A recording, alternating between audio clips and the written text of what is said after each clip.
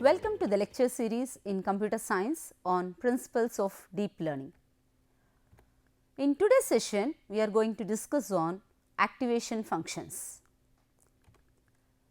In previous classes, we discussed about the principles or basics of deep learning, how deep learning in today's world come with variety of applications, how the people are using the deep learning neural networks for classifying the objects or for identifying the objects, and how AI is prevalent in most of the applications.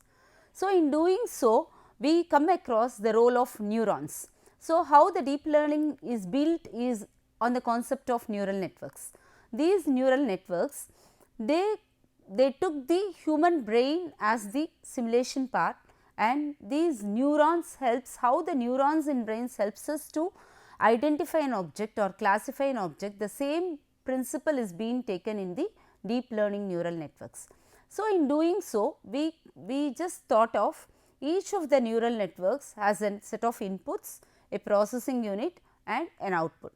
The processing here is the hidden layers. So, in doing so, we come across a concept called activation functions. Now, in today's session, we are going to know about what it is, what is the importance of that, what is the need for activation functions in neural networks, and the different types of activation functions. Moving on to the introduction part, activation functions, they are mainly used in the neural networks, and these are the weighted sum of the input bases.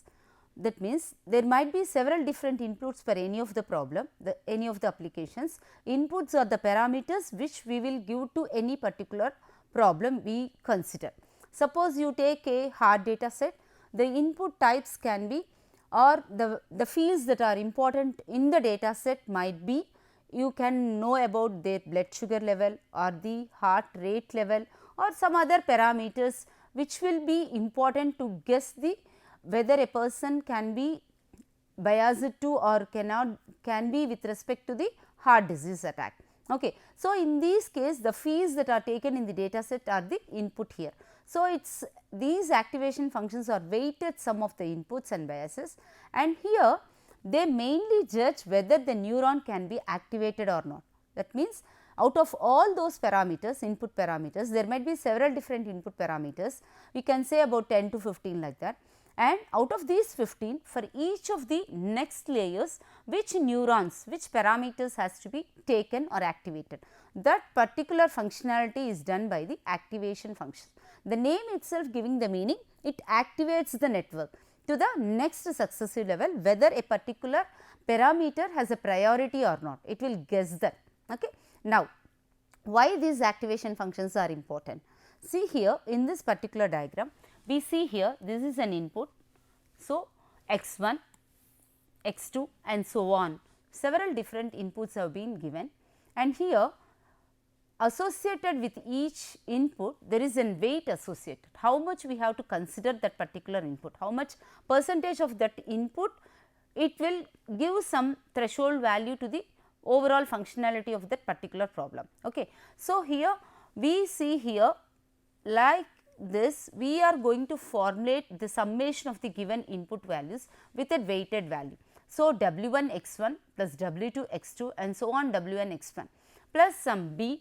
Here this alpha represents the activation function. So, y is equal to alpha of z, that means for the given summation you are applying some functionality, that particular functionality we consist of we say it as an activation function. So, each time you will do a summation, and after doing summation you will check the threshold of that particular problem or the particular value that is come across, and we will make some the function as a linear or non-linearity will be added to that. So, that here comes as the activation function. Now, moving on to the actual phase of what it is to in a layman approach, we see that the activation of a neuron will takes place when the neuron is simulated by certain factors like pressure, heat, light, chemical information or from the other cells. So, we see here these are all the factors that help the particular simulation to happen or not. This type of simulation is very much necessary to produce whether the firing will will takes place in that particular neuron or not. So, depending upon the nature and intensity of these input signals, the brain processes them and decides whether these neurons should be activated or not. So, this is the main point why the activation functions are very much important in a neural network study. Now, moving on to its importance. So, the non-linearity that was included in the neural network, the differentiability and the bounded output. These are the different important factors which we can be considered for the activation functions to be used in the neural networks. So, here the activation functions mainly they will introduce the non-linearity into the network and they will allow to learn and model the complex data. So, how this happens?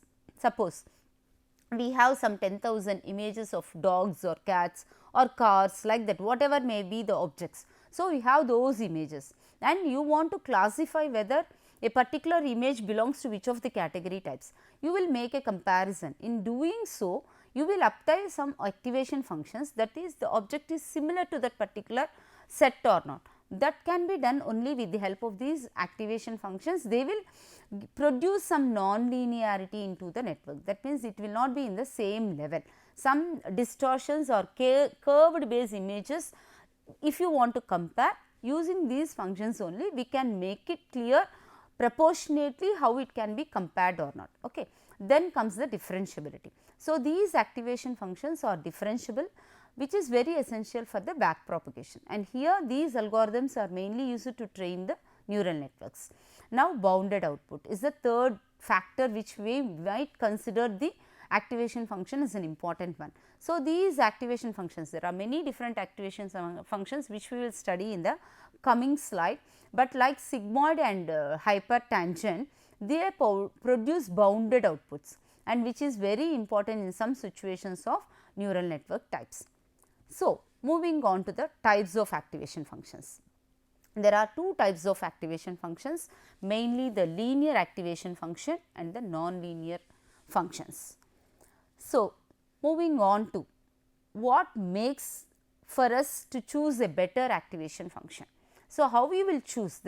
I informed you that many different kinds of activation functions are available, and depending upon the problem we will use the specific activation function, whether they can be sigmoid or tanh or ReLU or softmax. These are all the different types of activation functions, and each one has a role to play. In which of the complex problem we will use this will come in the next subsequent slides. Now, before moving to that, so if you want to have a comparative study on what basis these activation functions are actually being chosen. So, one is the convergence speed, how quickly they will move on to the solution. Second one is the gradient flow. So, how you will get deep into the layers, okay. That means, how well these layers, whether they are deepened or not, how effectively you will learn from that, okay, and that gives the gradient flow. And the third one is the model complexity.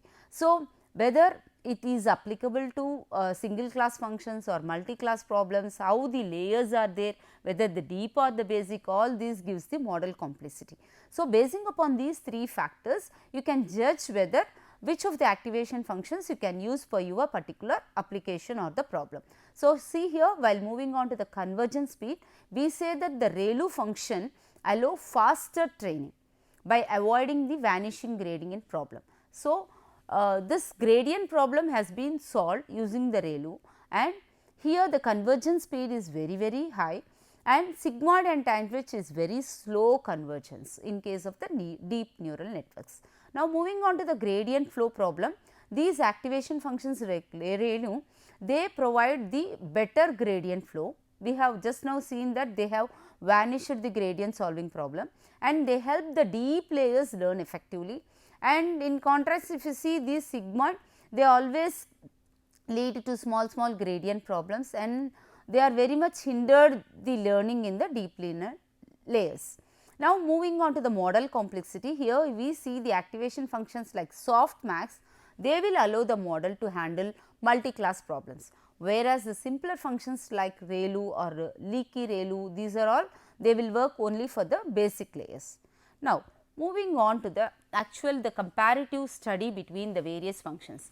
See here, these are the activation functions. We have a linear function and we have the sigmoid function, hypertangent function, rectilinear ReLU function, leaky ReLU function and exponential linear unit, soft plus and binary step. These are the other activation functions which are depending upon the problem, they might be less likely be used. Okay. So, moving on, these we come across different types of activation functions. Now, if you see the plotting graph of each of the methods, we see that the plot for the linear is a straight line that moves across the x and y axis. Here the equation is f of x is equal to x. So, it is a linearity, and if you see the derivative function of this, f dash of x is 1, and if you see the range of values that can be used by this activation function, it is minus infinity to infinity. And moving on to the second method, the sigmoid function, we will learn deeply about each one of this in the subsequent slide. So, before moving to have a comparative study on the table, depending upon 3 or 4 parameters like how the plotting of the graph will be, how the equation we will use to apply in any particular domain or application or in any of the coding, and the derivative function how it will be for each of these functions and the range of values that is acceptable. Okay. So, moving on to the sigmoid, if you see the f of x is being given as 1 by 1 plus e power minus x. So, here the derivative of the function is given as f of x into 1 minus f of x. If you see the input range values, it is between 0 and 1. So, this mainly sigmoid function, we already seen that this is very slow convergent. Okay.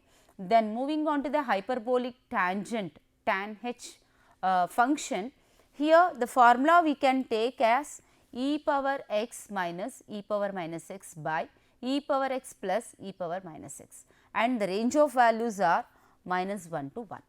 Moving on to the rectilinear unit, this is we call it as a ReLU function. Here this always, if x value is less than 0, it always gives the value of 0, and if x is greater than or equal to 0, the f of x function will give as it is the output as the x, and the range of values is 0 to infinity. And here is the exact definition of the ReLU function. Moving on to the leaky ReLU function, here the probability of the x, if x is 0 less than 0 will be 0.01 x, and if it is greater than 0, similar to ReLU, it is the x value. And here the negativity of the values, the range of values is between minus 1 to 1. Now, with respect to exponential linear unit ELU, here the f of x function has the values alpha into e power x minus 1 if x is less than 0, and it is equal to x if x is greater than 0, and the values of the function range is from 0 to infinity. So, these are the different activation functions. Moving on to what are the types, how many types of functions are there? There are 2 types actually, linear activation and non-linear activation functions. If you take the first one, linear activation function, here we define a straight line given by the equation y is equal to x, and we already just now came across the range of output will be spanned to minus infinity to infinity, and this linear activation function is mainly used at the output layer. So, these are the some of the features of linear activation function, and here it is the network's ability to learn the complex pattern, and this particular pattern learning ability will be always been limited or less in case of a linear activation function. And if you see the block diagram or the graph pictorial representation of linear activation function, it is as a straight line. Okay.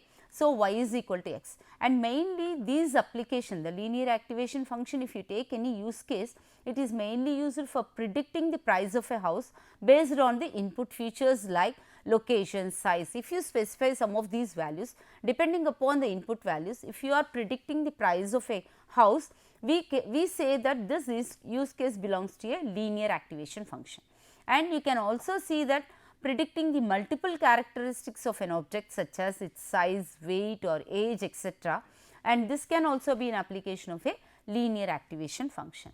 Moving on to the next one, non-linear type. We have several different functions like sigmoid, tan H, ReLU or softmax, all these comes under the non-linear functions. So, moving on to the first one, the sigmoid function, and this is also known as the logistic activation function. And here the input, depending upon the input, the output is between the values of zeros and ones, and mainly this function is used for the binary classification task, where here the output will be interpreted as a probability. And this function, actually the graph will be like S format, it is an S shaped graph, and if we see the equation for this, it is f of x is equal to 1 by 1 plus e power minus w x plus b. Moving on to the pictorial representation, how the graph of a sigmoid, it is in a form of the S shaped graph. So, here it is mainly ideal for output layers in binary classification models, and these are not zero centered, which can lead to inefficient gradient updates, and mainly the applications are very much in machine learning, logistical regression methods or the population models. Okay. Moving on, the exact advantages and disadvantages of this sigmoid function.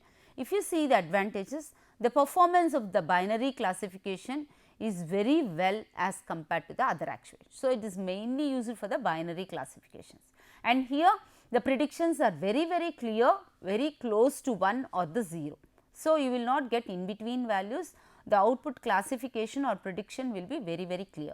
Now, moving on to the disadvantages. Here we see that the calculation in any sigmoid function is very complex, and mainly it is not useful for any multi-class problems, and we have the negative value for x axis that gives us the 0 value, and it becomes a constant and gives 1 for any of the higher positive values. So, these two are the some of the disadvantages we can see in a sigmoid function, and the function output is not 0 centered. Okay.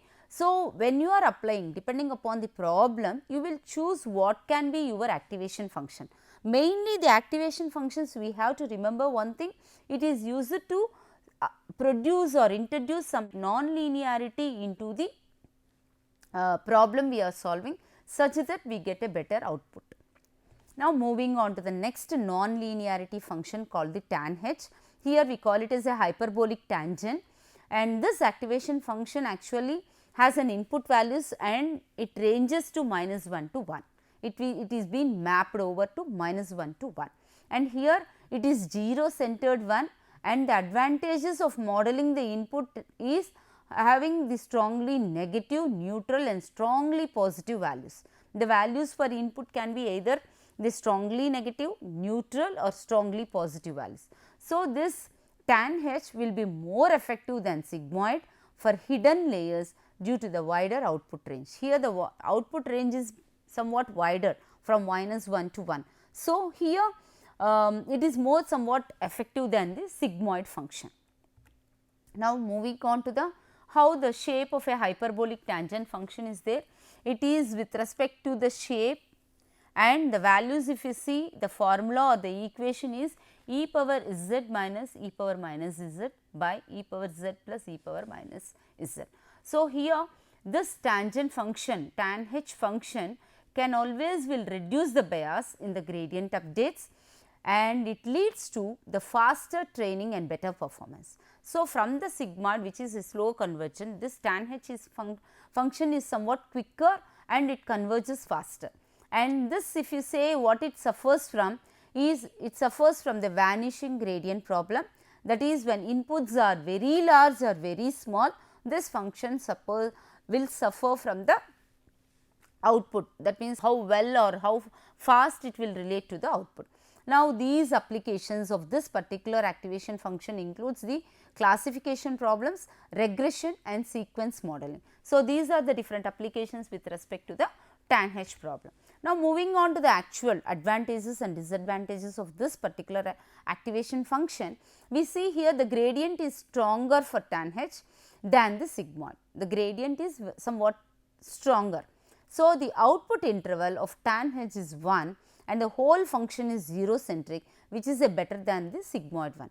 When you move on to the disadvantages, it has a problem of vanishing gradient problem. So, the way which this solves this vanishing gradient problem is given by the other nonlinear activation function. Now, we are going to discuss the another third type of nonlinear function called the ReLU. ReLU stands for rectified linear unit.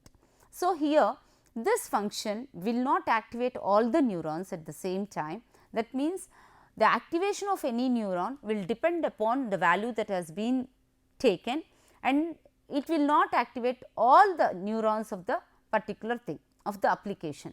Meaning, if you take the values from 0 to infinity, the function only outputs non-negative values. So, here neurons will be deactivated if the output of the linear transformation is less than 0. That means, if you have the summation and it is less than 0, here the output is being deactivated. You will not show any of the output of the particular activation function. At the same time, here only few neurons will be activated, not the entire the layers in whatever may be the layers in the first level or second level or the third layer. How many ever neurons we have, not all the neurons will be activated by this particular function. So, here what is happening?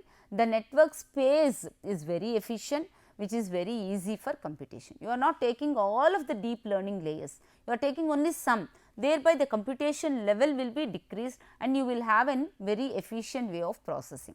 So, now moving on to the pictorial representation or the graphical representation of the ReLU function here.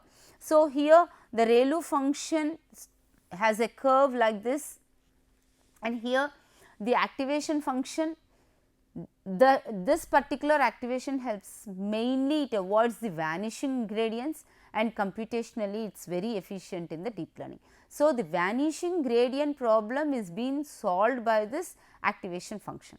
Here it outputs the positive values directly and 0 for the negative values. So, there will be no negative values over here, while the tan h, the input maps between -1 and 1.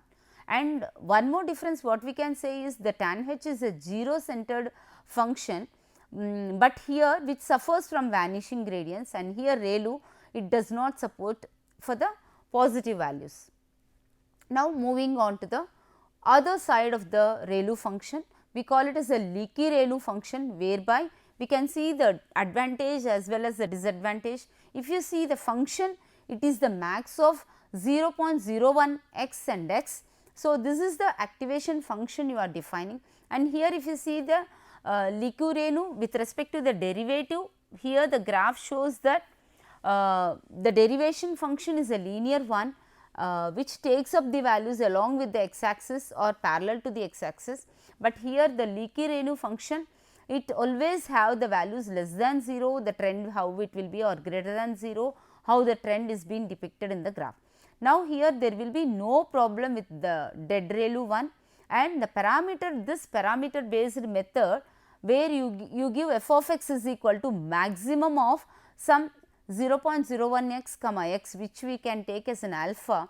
Here this alpha value will be learned back from the back propagation method. Moving on to the disadvantage of this method, it is already not up to the mark, fully proved that leaky ReLU is always better than the ReLU one. So, with respect to the ReLU function, it is a rectilinear activation function. Moving on to the fourth one called the softmax. So, this is one more non-linearity activation function. Here we say that softmax function, it mainly turns a vector of some real values into a vector of k real values, which there will be a summation of always 1. So, the input values can be a positive value, negative value or 0 value, but the softmax function will always transforms them into the values between zeros and ones. So, these can be interpreted as the probabilities we can say. So, if one of the inputs is very small or negative, the function itself will turns into the small probability, and if an input is very large, it turns off into a larger probability value, but always the values remains between 0 and 1. Now, moving on to the actual difference between a softmax function and the sigmoid function, we see that a softmax function is of the equation type where sigma is equal to E of zi power by you have a summation of e power zj, where z stands from 1 to k. And moving on to the sigmoid function, we see that it is 1 by 1 plus e power minus x. So, these are the various non-linear activation functions. We studied about the sigmoid function, tan h, and we came across the ReLU function and the softmax function. So, these activation functions, we should understand one thing, out of so many activation functions we have. So, we come across in the table there are many different activation functions. See here, this particular comparative table shows us linear, sigmoid, tan h, ReLU, leaky ReLU or the other functions what for we are using in our applications. We have to understand that these particular activation functions always helps us in introducing some non-linearity into the problem, and thereby you are going to get performance increase in your application, whether it is a classification problem or identification of particular object in any AI based projects. You first, out of 10,000 data sets or 15,000 images you have, you want to have the performance increase from 88% to 90 or from 90 to 95%, depending upon the function what you take, that will improve the performance of the actual problem. So, you will get a variety or a varied increase in the performance accuracy. So, depending on that, we just take all these activation functions into our problem. So, this is about different kinds of activation functions. If you see the nonlinear softmax function, what is the main advantage or disadvantages of this particular function? It mainly have encoded labels and better than the absolute values. They mimic some encoded labels here, and here if we use absolute modulus value, we may lose some of the functions. So, while exponentially this particular function takes care of the values. Now, moving on to the disadvantage, the softmax function is not being used for any multi-labeled classification, and as we already studied that the sigmoid function is preferred for multi-label classification. Okay. So, this softmax should not be used for any regression task. So, these are the various other points we come across with respect to the softmax function. So, learners, in today's class we have discussed different kinds of activation functions. In next succeeding classes we will discuss how these activation functions can be applied through coding in Python and how they can be applied to various problems of real world, and we can just see the performance analysis of each of these functions. So, these functions will help us to understand which type of function can be applied to what type of problems. This we will see in our next session. Thank you, learners.